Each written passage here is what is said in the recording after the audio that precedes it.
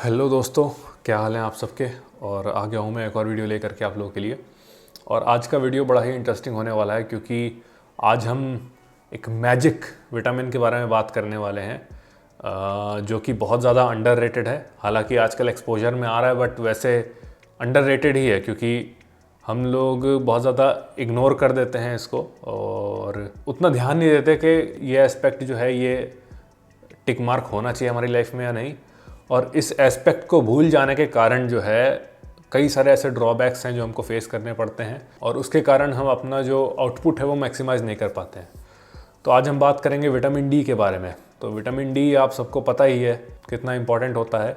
और एक और बात मैं आप लोगों को कह दूं कि जितने भी लोग आप में से वीडियो देख रहे हैं आप लोग छोड़ दो अपने आप को, इंडिया के 90% वर्किंग प्रोफेशनल या इन जनरल 90% लोग despite India being the region जहाँ पर सनलाइट बहुत अच्छी खासी है, उसके बाद भी काफ़ी 90% लोग जैसे यहाँ पर डेफिशिएंट होंगे विटामिन डी में।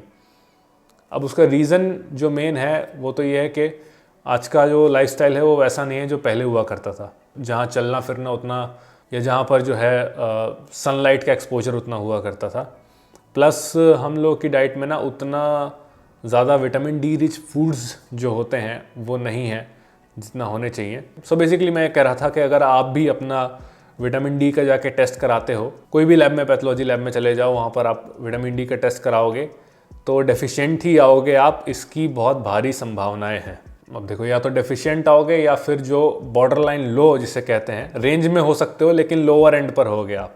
अब देखिए, एक तो रेफरेंस रेंज के बारे में मैं पहले ही बात कर चुका हूँ कि why reference range is not the only thing which you have to check. So इसके रेफरेंस रेंज को भी अगर आप देखें तो इसका जो अपर एंड है ना, अगर आप उसके आसपास टच कर रहे हो so you are in a much better condition physically and mentally as compare to अगर आप लोअर एंड को चेक करोगे। तो अब जो लोग जो हैं लोअर एंड में हैं या फिर उससे नीचे हैं, वो लोग फील करेंगे कि लेथार्जी है उनके जीवन में, थोड़ा सा आलस है, एनर्जी लेवल्स उतने अच्छे नहीं रहते हैं और मानसिक स्थिति भी, मतलब एक होता ना कि एकदम ऑप्टिमिस्टिक आशावादी माहौल लगता है मन में, वैसा आपको फील नहीं होगा। आपको ऐसा लगेगा कि यार मैं ही क्यों परेशान हूँ, ऐसा क्यों हो रहा है मेरे साथ में। तो नकारात्मकता दिखाई देगी आपको, एक काइंड ऑफ फॉग होगा आपके ब्रेन में, क्लैरिटी नहीं रहेगी चीज़ों को लेकर के। वहीं अगर आप विटामिन डी जो है आपका जो रिक्वायरमेंट है दिन भर का वो पूरा होता है तो मूड में देखो यार क्या रेगुलेशन आएगा आपके,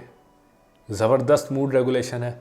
डिप्रेशन जिन लोगों को है, मतलब जो लोग थोड़ा डिप्रेस्ड रहते हैं यार, विटामिन डी बढ़िया डोजेज पे आगे आएंगे, बढ़िया डोजेज में लो, देखो मूड कहाँ से कहाँ पहुँच जाएगा तुम्हारा।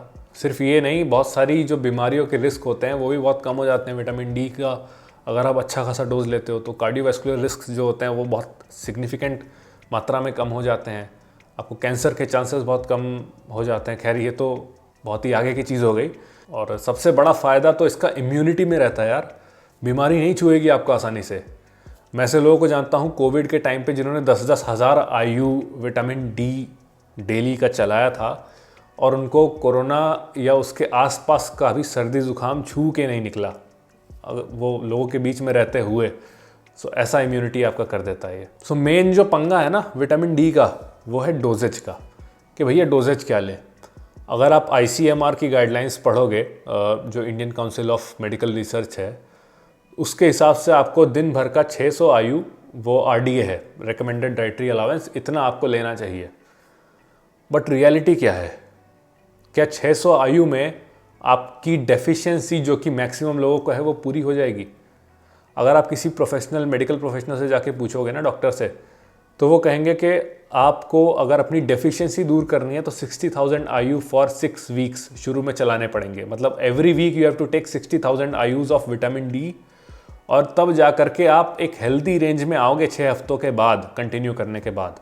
सो देख रहे हो आप डिफरेंस। अगर आप RDA के हिसाब से चलोगे, यानी कि आपने एक दिन का लिया 600 IU, 30 दिन का आपने लिया 18,000 IU, 30 दिन में होते हैं 4 हफ्ते, 4 हफ्तों में 18,000 IU हुए आपके सिर्फ। और अगर आप उसको कंपेयर करोगे 60,000 से, तो 60,000 के हिसाब से 4 हफ्तों में 2,40,000 IU। Can you see the difference between what RDA says and what the reality is? तो आपका प्रश्न आएगा कि चलो ये तो आपने बता दिया, जो जिनको डेफिशिएंसी है उनको दूर करने के लिए 60,000 IUs फॉर 6 वीक्स लेना पड़ेगा। बट जो रेगुलर लोग हैं, जिनको रेगुलर बेसिस में कंज्यूम करना है, क्योंकि अगर वो 6 हफ्ते बाद बंद करेंगे तो वापस भी तो डाउनफॉल आ जाएगा, तो मतलब कैसे रेगुलरिटी में कैसे मेंटेन करें अपने विटामिन डी के लेवल्स जो हैं। तो देखो भैया, सबसे बढ़िया तरीका तो उसका है सनलाइट, उससे बढ़िया कुछ है नहीं। अगर आप डेली दिन में 15 से 20 मिनट रेगुलर सनलाइट लेना शुरू कर दो तो आपको विटामिन डी की जो है वो कमी नहीं होगी और सब सही हो जाएगा। लेकिन बात ये है ना कि डेली डायरेक्ट सनलाइट 20 मिनट की ले पाना हर किसी के बस की बात नहीं है। प्लस हम लोग का जॉब आजकल ऐसा हो गया, हम लोग का काम ऐसा हो गया कि ये सारी चीज़ें फिजिबल नहीं रह गई उतना जितना पहले हुआ करती थी। अब कई लोगों का ये भी सवाल आता है कि जो क्यूटेनियस तरीका होता है, यानी कि जो स्किन पे रेडिएशन पड़ती है जब सूरज की, तो उससे जो विटामिन डी बनता है उसकी अपर लिमिट क्या है? उसकी अपर लिमिट है 20,000 IUs, बट उसके लिए आपको बहुत ज़्यादा समय के लिए बैठना पड़ेगा और वो बहुत मुश्किल है। सो हाँ, मतलब जो आपके स्किन पे रेडिएशन पड़ने से अच्छा खासा अमाउंट में विटामिन डी बनता है, बट क्योंकि हम लोग का कांटेक्ट उतना लंबे टाइम के लिए नहीं होता सन से, तो मेन प्रॉब्लम ही तो यही शुरू होती है। इसके लिए अगर आप डेली 4-5 हज़ार IU विटामिन डी कंज्यूम कर रहे हैं एज अ जिम गोअर, तो आपको बहुत बेनिफिट करेगा। एक जनरल ऑडियंस भी अगर मेरी वीडियो देख रही है, आप हार्डकोर जिमर नहीं है, तो 2-3 हज़ार IU तक तो आपको आराम से लेना ही चाहिए कम से कम। आप करके देखो, फिर देखो क्या चेंजेस आते हैं आपके मूड में, आपके इम्यूनिटी में है, आपके ओवरऑल हेल्थ में। अब आप ये भी पूछोगे कि ये बता दो कि 4,000 IU आप कह तो रहे, लेकिन उसका कोई सप्लीमेंट अवेलेबल नहीं है मार्केट में। तो ये जो लव हेट रिलेशनशिप है ना FSSAI की, ICMR की with the nutraceutical supplement industry, ये कुछ ऐसी ही है। अब जो न्यूट्रास्यूटिकल इंडस्ट्री होती है, since I am associated closely with brands behind the camera, तो मुझे मालूम है कि चीज़ें कैसे चल रही होती हैं। तो न्यूट्रास्यूटिकल जो इंडस्ट्री है उसको बहुत ज़्यादा कस के पकड़ के रखा हुआ है FSSAI, फसाई जो कहो आप, फूड अथॉरिटी जो है, और ICMR जो है उसने, कि आप भैया इस लिमिट को क्रॉस नहीं करोगे, जो RDA लिमिट है, रिकमेंडेड डाइटरी अलाउंस, जो कि है आपका 600 IU। कैन यू इमेजिन, आपने फूड सप्लीमेंट्स को यहाँ पर रोक दिया। रिक्वायरमेंट इतने की है बंदे की, एक नॉर्मल इंसान की, और आपने सबके लिए यहाँ पर बैन लगा दिया कि 600 IU है और इससे ऊपर आप नहीं जा सकते। 600 IU पर कैप्सूल आप अपना जो लिमिट है न्यूट्रास्यूटिकल का, सप्लीमेंट्स का, वो इससे ज़्यादा नहीं बना सकते। अब ऐसा क्यों है? See the only reason I can see कि ऐसा क्यों है इज़ के सरकारें ये चाहती हैं कि बड़ी फार्मा इंडस्ट्रीज़ जो हैं सिर्फ वो पैसा बनाएं और सप्लीमेंट वाले पैसा ना बनाएं। तभी तो ये हेल्थ सेक्टर उतना रेगुलेट भी नहीं किया जाता। बिग मसल जैसे प्रोटीन वाले निकल जाते हैं, उनको कोई टेस्ट नहीं करता, फसाई से पास हो जाते हैं। अब आप मेरे से एक और चीज़ पूछोगे, जब आप कह रहे हो कि न्यूट्रास्यूटिकल में it's not possible to have such high numbers of vitamin D, then why few companies like HealthKart, MuscleBlaze and few other brands are able to go above that? मतलब कि वो इससे ऊपर क्यों जा पा रहे हैं? हेल्थ कार्ट और एक आध जो और ब्रांड है जिन्होंने 2-2 हज़ार IU बना के रखा है, वो कैसे जा रहे हैं जब आपकी बात है 600 IU की लिमिट वाली? तो देखो, एक प्रोविज़न था आपके फूड डिपार्टमेंट में ही, जिसको कहते हैं FSDU, यानी कि food for special dietary uses. तो इसके अकॉर्डिंग अगर आप परमिशन लेते हो कि हमारा ये जो फूड है this is for a particular condition या फॉर पर्टिकुलर डाइटरी यूजेज, जो कि आम लोगों से हट के है, तो आपको परमिशन मिल जाती थी डोजेजेस को बढ़ाने की। बट एज ऑफ नाउ ये प्रोविज़न जो है ख़त्म हो चुका है कुछ साल पहले, तो अब ऐसा नहीं किया जा सकता। सो इसीलिए जो अच्छे सप्लीमेंट्स हैं जो एक्चुअली में काम करेंगे आपके लिए, वो मार्केट में अवेलेबल नहीं है। आप देखोगे नेचुरल ने भी अभी विटामिन D3 और K2 का कॉम्बिनेशन लॉन्च किया, but that is also not worth it. 600 IU होगा उसमें। अब 600 IU में क्या हो रहा है किसका? सो जो लोग अब चाहते हैं सप्लीमेंट खरीदना, विटामिन D को सप्लीमेंट करना, उनके लिए सबसे बेस्ट उपाय है कि अपने घर के पास वाली फार्मेसी में जाओ और 60,000 IU का पाउच आएगा, है ना? वो पाउच 80-90-100 रुपये का आता है, एक पाउच 60,000 IU रहता है। हफ्ते में एक बार लो उसको, और जब आपका 6 वीक्स का मार्क पूरा हो जाए, जो लोग डेफिशिएंट हैं उनको बोल रहा हूँ, जो नहीं भी हैं, जो नहीं है वो लोग शुरू ही करो। आप लोग जिन्होंने टेस्ट करा लिया डेफिशिएंट नहीं है, वो हर 2 वीक में 60,000 IU आप लोग कंज्यूम करना शुरू करो, देखो कहाँ से कहाँ पहुँचते हो आप लोग। अब इसका एक और एस्पेक्ट आ जाता है जो कि है साइड इफ़ेक्ट्स का, कि इतने ज़्यादा डोजेज आप कह रहे हो, रिकमेंड कर रहे हो लेने के लिए, तो उसमें साइड इफ़ेक्ट्स भी तो होंगे ही।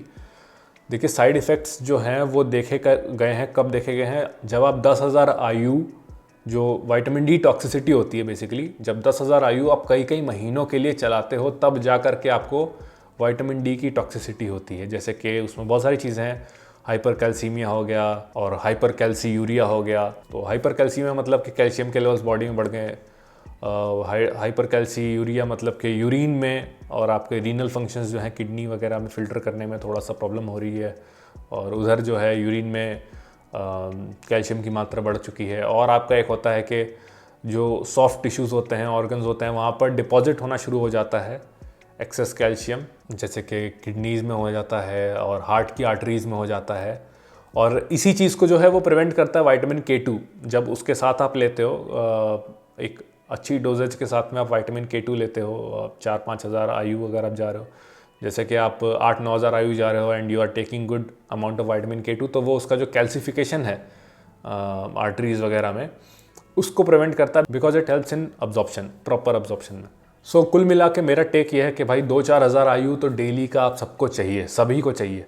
जिमर हो तो और अच्छा, आप नहीं भी जिम जा रहे हो तो भी 2-3 हज़ार आयु डेली का लो भाई, वो बवाल चीज़ है, आपकी जीवन की काया पलट जाएगी, आपको मालूम ही नहीं पड़ेगा। हम लोग पता है बिहाइंड द कैमरा हमने बहुत ट्राई किया, जिन भी ब्रांड्स के साथ मैं एसोसिएटेड हूँ, क्लोजली काम करता हूँ, ट्राई किया कि आप लोगों के लिए एक फॉर्मूला मैंने तैयार किया था जिसमें थोड़ी सी ज़्यादा विटामिन डी की डोजेजेस की रिक्वायरमेंट थी, but all thanks to FSSAI हम ऐसा नहीं कर पा रहे हैं। सो ये जो लव हेट रिलेशनशिप है FSSAI की हम लोगों के साथ में, जो जिम इंडस्ट्री है उनके साथ में, ऐसा मतलब समझ में नहीं आ रहा ऐसा क्यों है भाई। अगर रेगुलेट करना है तो इसको फार्मा में भी करो, अगर इतना ही प्रॉब्लम दे रहा है तो।